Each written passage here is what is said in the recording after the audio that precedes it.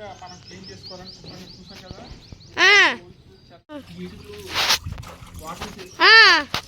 ఇటుకు వందాను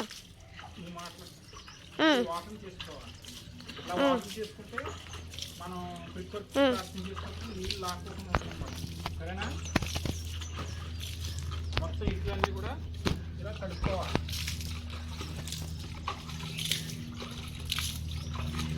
కట్టే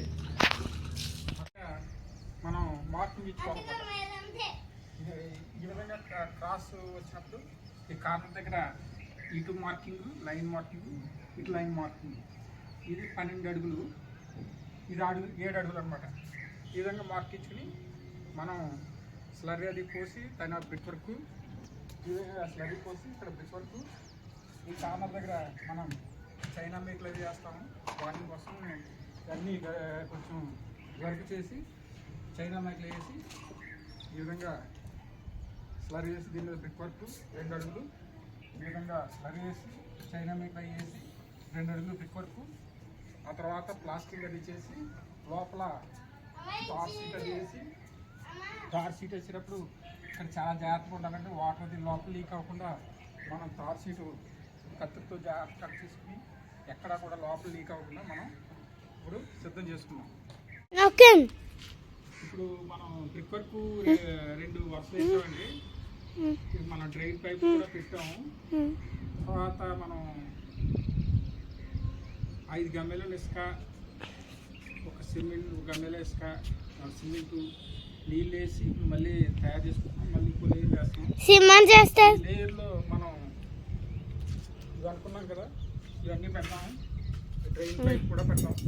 drain pipe మనం మళ్ళా ఇవి కూడా కర్రలు నిలబట్టడానికి కావాల్సినటువంటివి కూడా ఈ లేయర్లో పెట్టడానికి ప్రయత్నం చేద్దాం. Okay sir.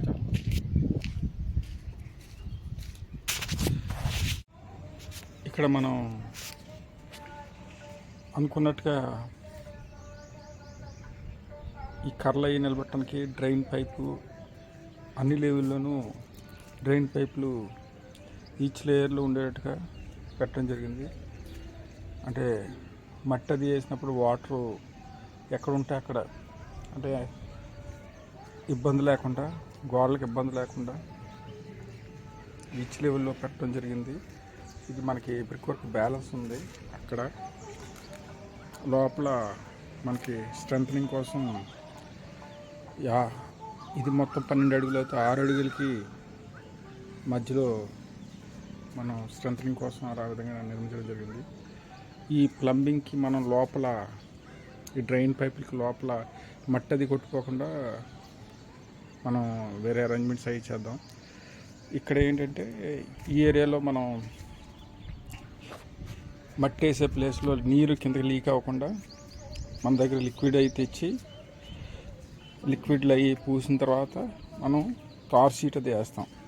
ఒక చుక్క వాటర్ కూడా స్లాబ్ మీదకి వెళ్ళకుండా, స్లాబ్ పాడవకుండా మనం జాగ్రత్త తీసుకోవాలి.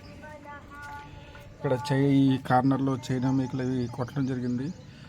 ఎగ్జిస్టింగ్కి గోడకి కానీ న్యూ గోడకి ఇబ్బంది లేకుండా. ఇదేమో మనకి 6 ఫీట్లకి 12 ఫీట్లు అయితే 6 ఫీట్లకి స్ట్రెంథనింగ్ కోసం ఏర్పాటు చేయడం. డ్రైన్ పైప్ చూసారు కదా, డ్రైన్ పైప్ ఇక్కడ ఇవన్నీ డ్రైన్ పైపులు. ఇది మన బ్యాలెన్స్ వర్క్ చేయాల్సిన వర్క్. ఓకే, బ్రిక్ వర్క్ చూసారు కదా. ఈ విధంగా మనం రేపు పొద్దున్న ఫ్యూచర్లో కర్రలు కట్టుకోవడానికి, పందిరేయడానికి ఈ డ్రైనేజ్ పైపులు ఇక్కడ లోపల మట్టి రాకుండా ఈ పైప్కి కొంచెం అంటే వేరే వేస్తాం. అదేవిధంగా ఇక్కడ పైపు మళ్ళీ ఈ పక్కన కూడా మళ్ళీ పందిరి రాట్కి ఇక్కడ చైనా మేకేసి ఈ ఎగ్జిస్టింగ్ వాళ్ళకి దీనికి గోడ కట్టుకుని ఉండడం కోసం ఇక్కడ ఈ 6 అడుగులు 12 అడుగుల్లో 6 అడుగులకి ఇక్కడ కూడా లోపలికి ఇవ్వడంతో గోడ గట్టిగా ఉంటుంది, ఇవ్వడం జరిగింది. ఈ పక్క అయిపోయింది. ఇక్కడ ఈ చిన్న ముక్క కూడా అయిపోయింది. ఎక్కడికక్కడే మనకి ఈ పైపులు పెట్టడం జరిగింది, డ్రైన్ పైపులు. ఆ పక్కన కూడా బ్రిక్ వర్క్ అయిపోతుంది. మొత్తం అయిపోయిన తర్వాత ఈ కింద స్లాబ్ మీద లిక్విడ్స్ వేస్తాం, వాటర్ ప్రూఫ్ లిక్విడ్స్ చేసిన తర్వాత దాని మీద బిట్టిన స్టార్ లేయరు. మన దగ్గర షీట్లు ఉన్నాయి, ఆ షీట్లు దీనికి పరిచి ఆ తర్వాత ఒక చుక్క నీరు కూడా స్లాబ్ మీద వెళ్ళకుండా, స్లాబ్ పాడవకుండా మనం ప్రొటెక్ట్ చేసుకుని దానిపైన మట్టి అది జరుగుతుంది. ఇది మొత్తం 7 అడుగులు బై 12 అడుగులు వచ్చింది మనకి. ఈశాన్యం మూల మనకి వాస్తు ప్రకారం కొంచెం పల్లంగా చేసి ఈ ఈశాన్యం కార్నరు కొంచెం ఎక్కువ వచ్చేటట్టుగా సరిచేసి చేయడం జరిగింది.